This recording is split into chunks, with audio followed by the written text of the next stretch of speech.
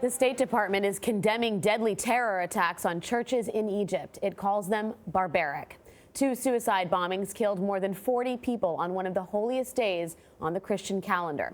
More than 100 others were wounded. The bombs in Tanta and Alexandria blew up during Sunday services just a few hours apart. ISIS has claimed responsibility. Mark Phillips is following the latest developments from London. Mark, good morning.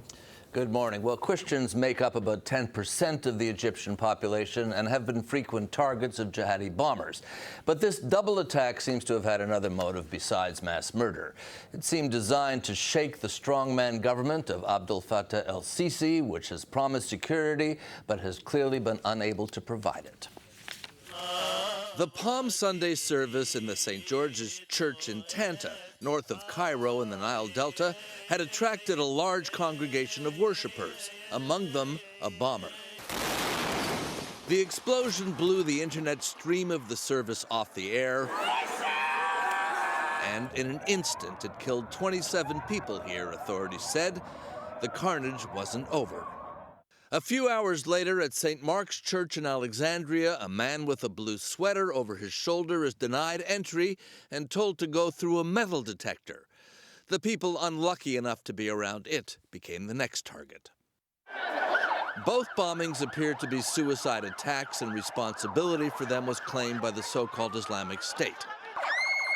The 3-month state of emergency declared by the al-Sisi government may result in more pressure on militants operating in Egypt and an even more severe clampdown on opposition there. Thank you very much. After meeting the former Army general in Washington last week, President Trump took to Twitter to express his confidence that President al-Sisi will handle the situation properly. It's difficult to see where that confidence comes from. El-Sisi came to power vowing to provide security, and these attacks will undermine those claims. Egypt has been operating under various states of emergency for years, but that has simply forced the bombers to choose softer targets. For the beleaguered Christian minority in Egypt, this was the single deadliest day in decades. Norah? Mark, thank you so much.